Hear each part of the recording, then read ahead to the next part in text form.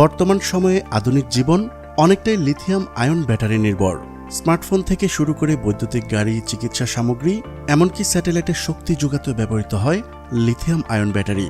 কিন্তু এর উৎপাদন না থাকায় আমদানির উপরে নির্ভর করতে হয়, আর এতে প্রচুর পরিমাণে টাকা ব্যয় হয়। তবে এবার লিথিয়াম ব্যাটারি উৎপাদন শুরু করতে 600 কোটি টাকার একটি প্রকল্প হাতে নিয়েছে বাংলাদেশ। এতে বৈদ্যুতিক গাড়ির ব্যবহার যেমন দ্রুত বাড়বে, তেমনই বাড়বে এনার্জি সংরক্ষণের ক্ষমতাও। ফলে দেশের জ্বালানি খাতের দৃশ্যপটে বৈপ্লবিক পরিবর্তন এনে দিবে এই উদ্যোগ।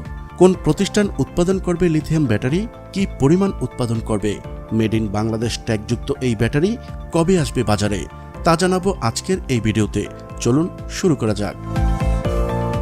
বাংলাদেশ লিথিয়াম ব্যাটারি লিমিটেড নামের একটি প্রতিষ্ঠান চট্টগ্রামের মিরসরাইয়ে বঙ্গবন্ধু শেখ মুজিব শিল্পনগরে একটি অত্যাধুনিক উৎপাদন কেন্দ্র স্থাপন করার প্রস্তুতি সম্পন্ন করেছে।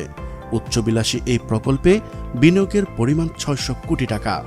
এর মধ্যে ইস্টার্ন ব্যাংক লিমিটেডের নেতৃত্বে ব্যাংক ও ব্যাংক বহির্ভূত আর্থিক প্রতিষ্ঠানগুলোর একটি কনসোর্টিয়াম 332.6 কোটি টাকা অর্থায়ন করবে। এই অত্যাধুনিক উৎপাদন কেন্দ্রটির বার্ষিক সক্ষমতা হবে 1 গিগাওয়াট ঘণ্টা। অর্থাৎ এই উৎপাদন কেন্দ্রে বৈদ্যুতিক গাড়ি এবং আইপিএস ও ইউপিএস সিস্টেমের মতো শক্তি সঞ্চয়ী ব্যবস্থাগুলোর জন্য উচ্চমানের ব্যাটারি তৈরি করা যাবে। বাংলাদেশ লিথিয়াম ব্যাটারি লিমিটেডের তথ্য মতে ইতিমধ্যেই কারখানার নির্মাণ কাজ শেষ। 2024 সালের প্রথম প্রান্তিকে উৎপাদন শুরু করার পরিকল্পনা করছে প্রতিষ্ঠানটি। তাদের কোম্পানি বৈদ্যুতিক গাড়ি উৎপাদনের প্রকল্প নিয়েছে। লিথিয়াম ব্যাটারি উৎপাদন কেন্দ্রটি ইবি উৎপাদন প্রকল্পে ব্যাকওয়ার্ড লিঙ্কেজ তৈরি করবে। পাশাপাশি শক্তি সঞ্চয়ী ব্যবস্থাগুলোর জন্য বাজারে বর্তমানে যে পরিমাণ লিথিয়াম ব্যাটারির চাহিদা আছে, কার্যকরভাবে তার সমাধানও করবে। লেড অ্যাসিড ব্যাটারির জায়গা নেবে এই লিথিয়াম।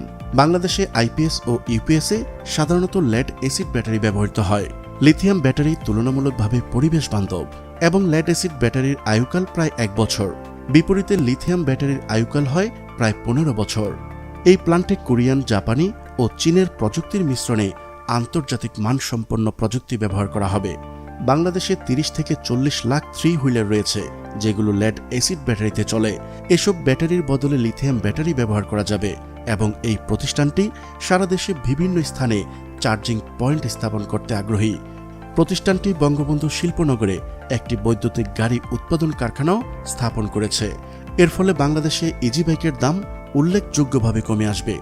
বাংলাদেশের প্রথম লিথিয়াম ব্যাটারির উৎপাদন কেন্দ্র স্থাপন দেশের শিল্প খাতকে শক্তিশালী করবে।